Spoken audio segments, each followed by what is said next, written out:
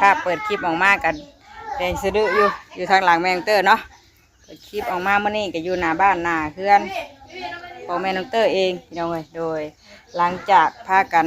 ขึ้นมาแต่วัดเมื่อเช้านี่เนาะ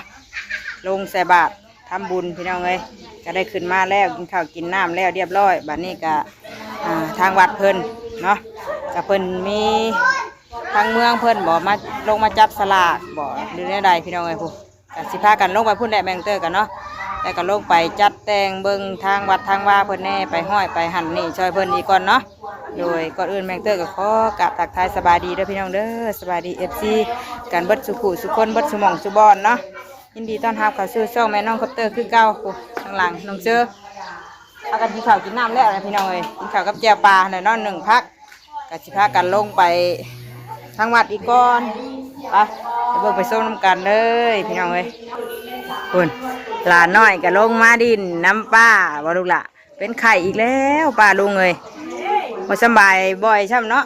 โอ้ยเจ้าอยู่เพื่อนถ่าได้เสด้อนอนถ่าเด้อคิงสินอุ่นอยู่พุ่นน่ะอากาศร้อนกันยังไอยังไข่คือเก่าเนาะให้เพิ่นอยู่เพื่อนกับแม่เพิ่นถ่าเนาะเลี้ยงเต้ยสิลงไปทางวัดทางว่าเบิ่งก่อนว่าเป็นแนวใดว่าเพิ่นมีหยังแน่อยู่เอ้ยคีมถ่าเด้ออยู่เอ้ยคีมถ่าเด้อลงไปนี่ถ่าเด้อยังบ่เก็บไปน้องเชื่อก็ลงมานำพี่น้องเอ้ยแม่เพิ่นไปส่งข้าวพ่อแขกบ่หรือแนวใดกับอาอินเพิ่นเนาะเลยลงมาฝากไว้น้ำป้าสบายดีป้าลุงแน่ลูกสบายดีไปกินน้ำปั่นแต่เช้าแท้นี่มันร้อนบ่สบายดีป้าลุงแน่แล้วบัดนี้เนาะไปลงเบิ่งก่อนพี่น้องเอ้ยทางวัดผู้ไปประกาศเลยไปเด้อจุกเด้อป้าลงกันเด้อบรรยากาศกระแดดพี่น้องเอ้ยเนาะตอนนี้กะ10 โมงกว่าแล้วขึ้นมาแต่วัดกะ9 โมงเลยนี่ก็ฮอด10 โมงเลยไปลงไปเบิ่งน้ำเพิ่นก่อนผู้ไปป้าเพิ่นก็ทันในเมื่อเลยผู้ เอาเข้าไว้ห่มนะแม่ไปหังจุกอยู่กับแม่เพิ่นถ่าลงมาดินน้ำป้าฮ้อนพอได้ห่มต้นไม้อยู่หน้าบ้านนี่แหละพี่น้องเอ้ยเย็นดอกซากุระบ่มีนี่บ่ซากุระอยู่ฝั่งลาวได้นี่โมเมนต์ต่างประเทศก็มีซากุระดอกแห้งชันโมเมนต์ดอกซากุระลงไปจับสระก่อนสิได้อย่างเด้นี่มีเอ้ยในผัดลมใครดอกเนาะช่วงนี้มันอากาศร้อนจักแล้วจังหวะพอเรามีจกสลักจับสระมีหมอมีกระซ้ำบอกไปเบิ้งพี่น้องเลยว่าสิมีอย่างเนาะที่ทางวัดทางว่าพุ่นแหละขึ้นมาแต่วัดกับสิลงวัดอีกมื้อนี้ก็ได้เนาะมีเนาะโอ้ยสามีน้อยไปเด้อน้องเชื่อบ่ลงมาลูกไปบ่ลงอยู่น้ำป้าแล้วเถอะเด้ออยู่น้ำมันนางเด้อถ้ากันนางดินอยู่หน้าบ้านพี่น้องเลย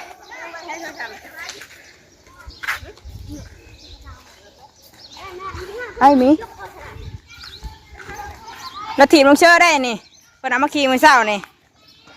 ขี่ได้ไหมลูกขี่เดี๋ยวเจ้ามาจอดไว้โฮมเด้อยันคนเอาไปเด้อ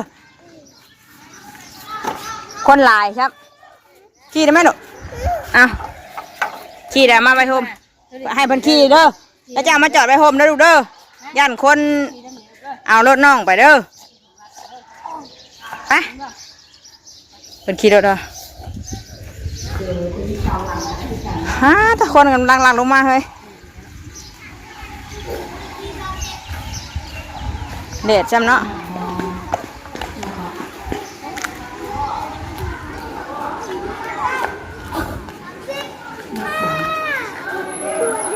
ใส่เด้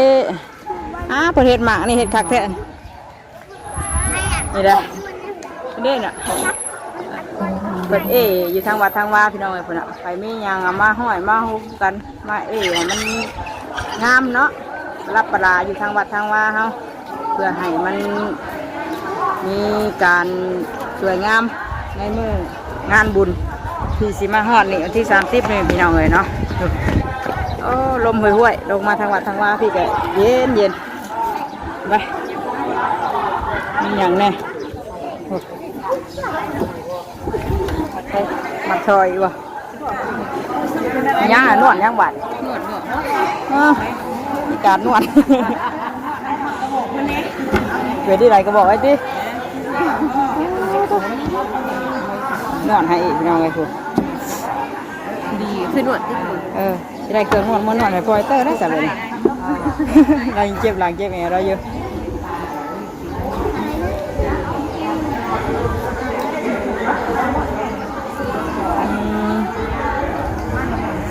ทางนี้ก็มามัดทอมัดนั่นนะเพิ่นได้ไปเฮาขาเพิ่นนั่นมาเพิ่นกระเฝ้าอยู่เนาะเฝ้าพระเจ้าอยู่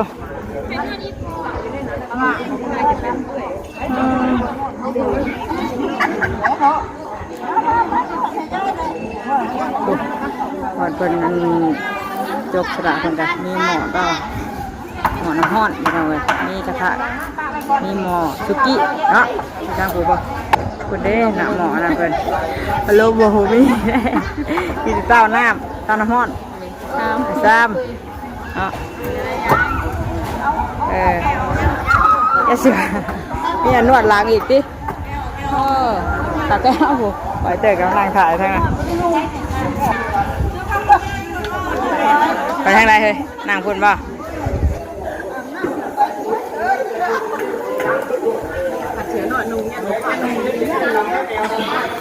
เฮ้ยมาปูพี่บ่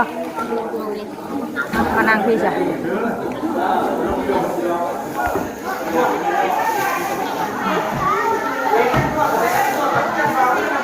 นี่อัน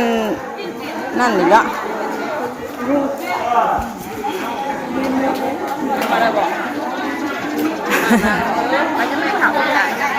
ได้เอาเห็ดนี่ก็สารนี่ได้มัดนี่บ่มัดทอมาเห็ดอันใส่กุ๊บใส่นี่ให้มันงามไปเลยพี่น้องเนาะ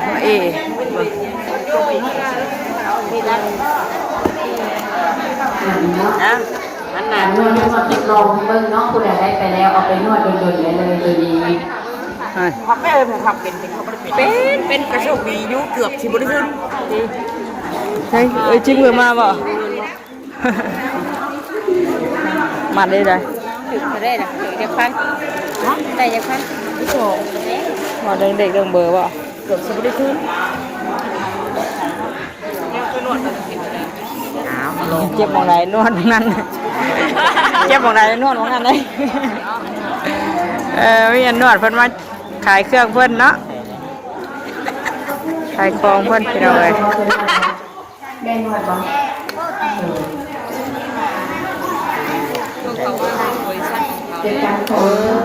ไม่ต้องการให้ซื้อ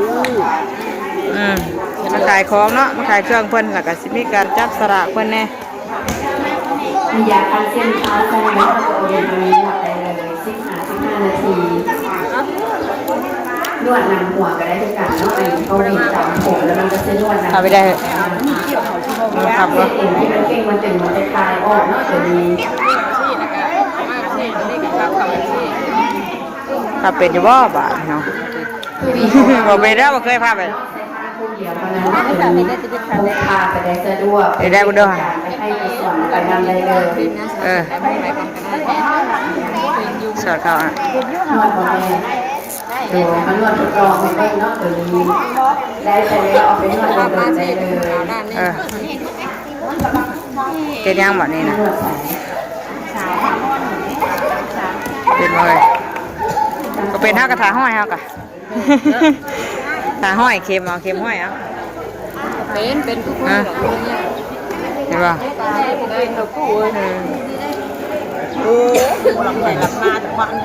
พี่น้องเป็นตัวแมงไหมแบบนี้โอ้ยหนวดพ่อโอ้ข้าวเฮ็ดเป็นเลือดปลาไอ้บงเป๊ะได้แต่งเฮ็ดเป็นแต่คนกินผู้ปลากับไม่แบบนี้พี่น้องไอ้พวกได้ตั้นได้ฮะเฮ็ดแมงอีพี่บอกแมงยังอันนี้ยังอันนี้แล้วไม่จักแมงยังนะแมงอีบ่แมงจันแมงอีมีบ่ติเอ้ยเนาะเอาสันพี่น้องเดี๋ยวโจ้คลิปไว้ก่อนเดี๋ยวมาเฮ็ดเบิ่งก่อนเนาะเชียนเป็นหรือบ่หรือแนวใดต่อให้เพิ่นเบิ่งพุ่นนอนให้ตู้ทางนี้ก็ได้เป็นไงมีแห้งบ่ตู้มีแห้งคักกันเนาะสมอยอยู่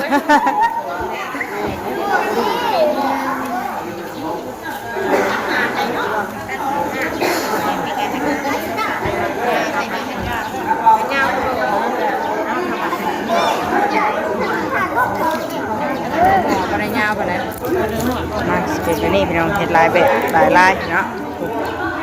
เห็ดแมงอย่างนั้น จะเป็นแม่งยังแหละจะมันจะเป็นอะไร ไปนำนวดทางนวดนำเดี๋ยวแมงเตอร์เห็ดนี่ก่อนเนาะมาโจคลิปไว้ก่อนเดี๋ยวมาต่อคลิปให้พี่ให้น้องมาอีกเทื่อหนึ่งเด้อ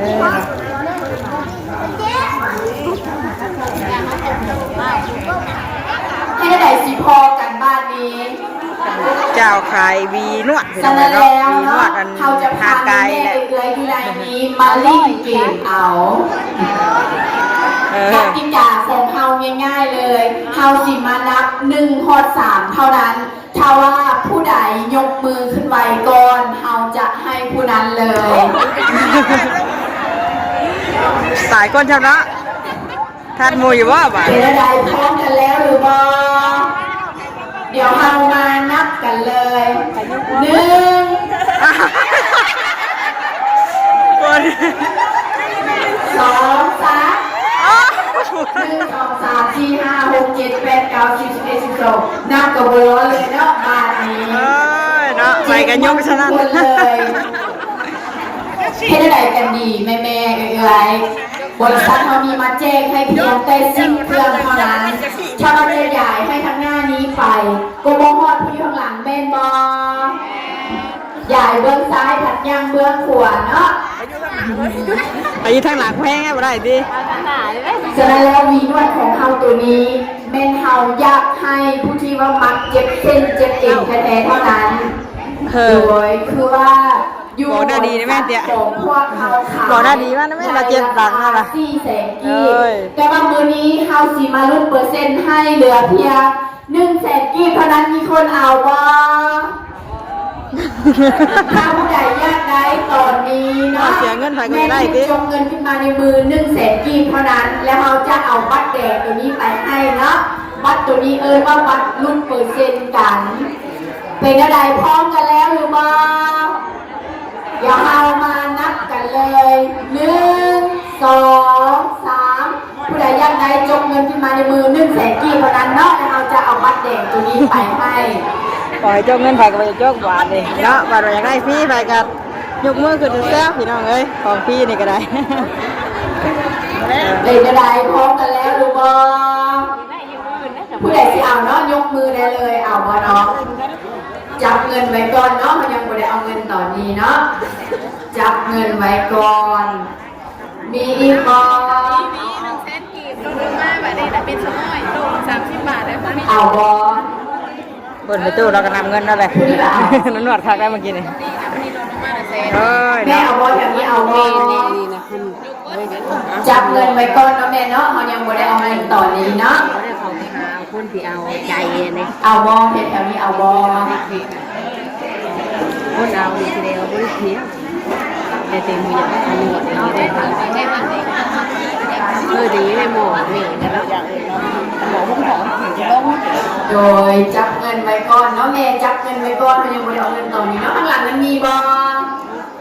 ถือเงินลงมา ลงมาเห็นน้ำบาดเลยดิ เอาบอลยายแบบนั้นเอาบอลโดยต้องคืนได้บัตรแดงส่วนเงินให้จับไว้คือเก่าเนาะต้องคืนได้บัตรแดงเท่านั้นเพราะว่าแดงคือแน่ไอ้ที่โดยเงินจับไว้คือเก่าเนาะขอคืนได้บัตรแดงเท่านั้นเนาะ บอกใจแล้วพออยู่มาแล้วถ่ายนี่ เล่าได้เห็นป่ะ ได้จับกันเอาเอาเดี๋ยวแม่ไข่ได้ติงบอกอยู่ ในห้องของ คุยอยู่ได้ ไผ่ยี่มีบัตรแดง นี่ดวงจะได้แล้วเขาบอกฉันเขาบอกเสียเอา โด เขาบอก ย การนอกคนละใจบุญบอกนี่นะคนโบใจบุญของไอ้เนาะเจ้าย่านไปเสียหายของเจ้ากับเจ้าอยากได้น้ำข่อย โดยตอนนี้เขาได้ย้ายวีนวดของเขาครบแล้วเนาะฉะนั้นแล้ววีนวดของเราตัวนี้คือว่าเขาได้ว่าไปเนาะมันเป็นระบบทางโมเมนต์ระบบไฟฟ้า ผู้ใดได้ไปแล้วให้ซื้อทานมาใส่เนาะใส่ทานอยู่ในนี้เพียงแต่คู่เดียวเท่านั้นเนาะซื้อทานมาใส่คู่เดียวเท่านั้นฉะนั้นแล้วผู้ที่ได้วีนวดไปแล้วแถมกันบออยากได้บอยากได้เนาะคือว่าเงิน100,000 กีบ ที่ว่าแม่เอื้อยอายจับอยู่ในมือนั้นแม่นบริษัทเฮาแถมให้เอาไปซื้อท่านนี่เอาบ่สรุปคือพวกเราแจกฟรีให้เนาะตบมือชมเชยผู้ที่ได้หวีนวดกันแน่ ได้พี่เตี้ยเอ้ย คือว่าเราได้เว้าไปแล้วยายทางหน้าผัดยังทางหลังฉะนั้นแล้วเราอยากได้ผู้ใดใจกล้าเนาะจกเงินขึ้นมาลิ้นเก่งนะพวกเราจะได้เครื่องนะพวกเราเอาไปไว้ใช้ฟรีนั่นเอง เป็นอะไรได้หวีนวดไปแล้วดีใจบ่ดีใจเนาะผู้ที่บ่ได้เด้ผู้ที่บ่ได้ก็ดีใจคือกันเนาะฉะนั้นแล้วไผ่บ่ได้อย่าฟ้าวเสียใจกัน เพราะว่าเรายังมีหม้อกระทะของ ได้กระทะเตี้ยกระทะไข่เตี้ย เป็นอะไรหม้อของเราตัวนี้งามบ่อยากได้อีกบ่อยากได้เนาะหม้อของเราตัวนี้มาหม้อกระทะประหยัดน้ำมัน เวลาทอดไข่ทอดซีทอดป่าใส่น้ำมันเพียงแต่น้อยเดียวเท่านั้นเนาะหม้อของเราตัวนี้ได้ทุกเมนูเลยเพราะว่าจะเป็นเมนูต้มเมนูแกงเนาะแม่ผู้ใดที่ว่าได้หม้อกระทะของเราไปจะประหยัดเงินในกระเป๋าไปนำเพราะว่าทุกๆมื้อนี้น้ำมันกับแพงกันหลายแล้วแม่นบ่หม้อตัวนี้เป็นเมนูพัดเมนูทอดใส่น้ำมันเพียงแต่น้อยเดียวเท่านั้นมันบ่ติดกระทะเนาะตัวนี้หม้อของเราตัวนี้แม่นใช้ได้3เตากันเลยเพราะว่าจะเป็นเตาถ่านเตาแก๊สหรือว่าเตาไฟฟ้าหรือว่าเตาฟืนก็ได้ทุกกันเนาะผู้ใดที่ว่าแต่งกินแต่งอาหารแล้วสามารถเอาทิชชู่ตัวนี้เช็ดล้างทำความสะอาดได้เลยเป็นคราบน้ำมันหรือว่าอาหารสิบติกหม้อของพวกเราถ้าว่าอยากล้างให้ใช้ฟอยล์ออนในการล้างเนาะบ่ให้ใช้ฟอยล์แข็งหม้อกระทะประหยัดน้ำมันของเราตัวนี้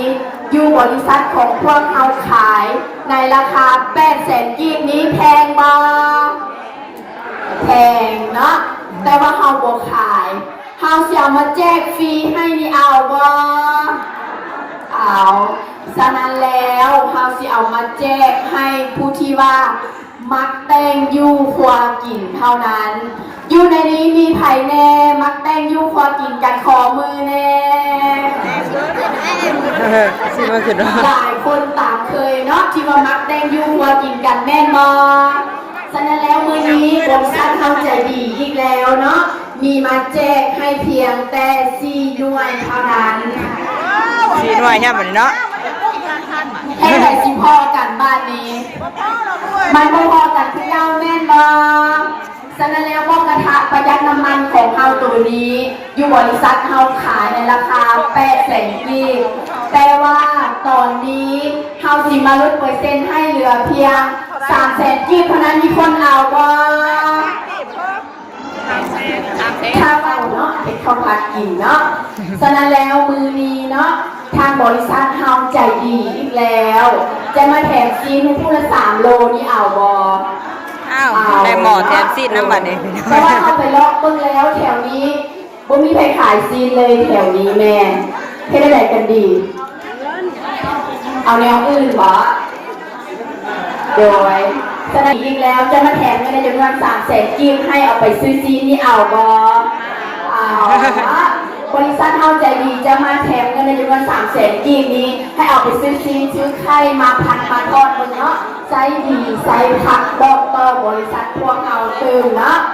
โดยฉะนั้นแล้วเดี๋ยวเราช่วยเงินคืนเลยของแม่ไป100 บาทไป100เนาะโดยฉะนั้นแล้วผมว่าเด่นคืนแน่อันนี้ของพ่อแม่ใบทางบ้านเนาะเป็นบอ2 คนทางบ้านเนาะโดยอันนี้ของเจ้า300,000เนาะโดยสรุปคือพวกเราแจกฟรีให้แล้วนะต้องคุณจำเจเพื่อนแม่ขอเชิญเข้าบ้านเลยเนาะอะไรอย่างเลยเดี๋ยวให้ทำหลังเงินลงมาโอ้ได้กระทะพี่เราเลยเล่นไปไหมได้ทั้งกระทะได้ทั้งอันเครื่องนวดเนาะครับเฮ้ยปาร์ตี้ไลน์ก็เติมแบบนี้หรอมาปาร์ตี้ไลน์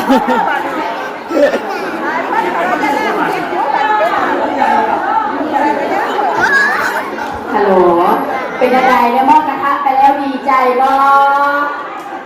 ผู้ที่บ่ทันได้อย่างย่าฟ้าเสียใจกันเนาะเพราะว่าเฮ เขายังมีหม้อทองคำของเขาตัวนี้กันอยู่นะเป็นอะไรหม้อของเขาตัวนี้งามมาก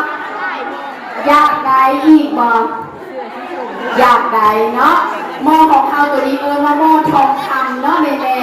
หม้อของเขาตัวนี้แม่สามารถหุงข้าวได้ต้มจุ่มได้ผัดทอดได้เลยเนาะผู้ใดที่ว่ามักต้มกระดูกต้มเฝอต้มข้าวเปียกเอามาต้มมาตุ๋นอยู่หม้อทองคำของเขาตัวนี้ได้เลยเนาะเป็นกระดูกเป็ดกระดูกไก่หรือว่าซีงัวซีควายที่ว่ามันยากเนาะเอามาต้มอยู่ในนี้แม่นมันสิสุกไวเปื่อยไวใช้เวลาเพียงแค่15 นาทีหา20 นาทีเท่านั้นเนาะผู้ใดมักเผ็ดอกเผ็ดแกงเอามาอบอยู่ใน พี่น้องเอ้ยแม่น้องเตอร์สิมาห้อยอันนี้ซอยเพิ่นก่อนเนาะนี่เพิ่นก็มาแจกเครื่องแจกของเพิ่นอยู่ทางวัดทางวาเนาะ หุงข้าวก็ได้ มาขายเครื่องเพิ่นว่าซั่นซะเนาะ เฮ็ดได้ทุกเมนูเลย แม่ก็ เนาะ สิมาซอยทางอันนี้เพิ่นเฮ็ด หม้อทองคำของเราตัวนี้แม่ มาห้อยอันนี้ซอยเพิ่นก่อน ประหยัดไฟ ใช้เข็มเนี่ยมั้ง ที่สำคัญ ไปจ้ะไปพบกันอีกคลิปหน้าคลิปนี้ก็จบก่อนพี่น้องเอ้ยเนาะเสียงคนแซวไว้เด้ออยู่ทางวัดทางวามาห้อยเครื่องรับประทานอยู่ทางวัดทางวาหาพี่แหละเนาะสำหรับคลิปนี้ลาพี่ลาน้องเพียงแต่มีก่อนสบายดีเบ่สู่คนเด้อเนาะโดย บางคนกับเสื้อบางคนกับบ่อยากเสื้อแม่นบ่